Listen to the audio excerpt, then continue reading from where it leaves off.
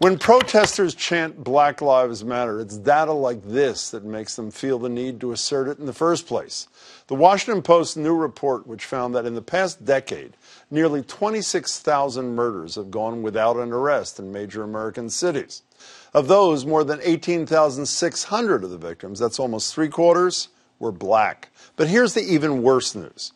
There were arrests in 63% of the cases where the victims were white, but only 47% where they were black. And here in Boston, that gap is much wider.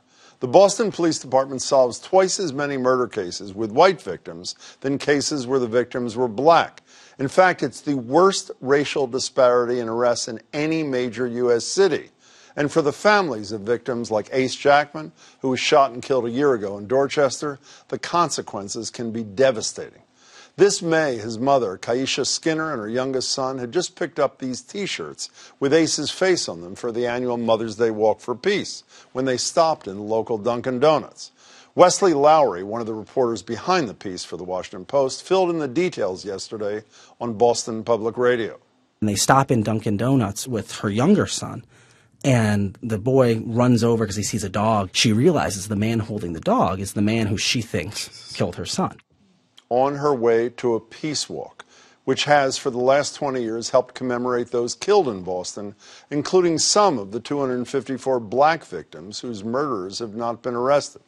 Members of the police department who haven't been able to solve those cases joined the Walk for Peace too, including outgoing Commissioner Bill Evans, who adamantly rejects that he and the department don't work as hard on cases with black victims.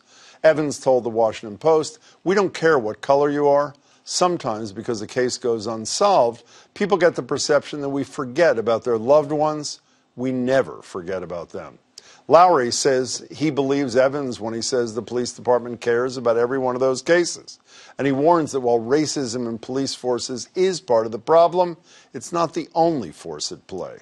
A lot of times when people read these pieces, they project onto them this kind of broader indictment. The reality is a black person who is killed has a less likelihood that their killer gets arrested. That reinforces the perception that whether it be the police or the city administration cares less about those people. Now, that doesn't necessarily mean that's true. It reinforces that perception or that belief.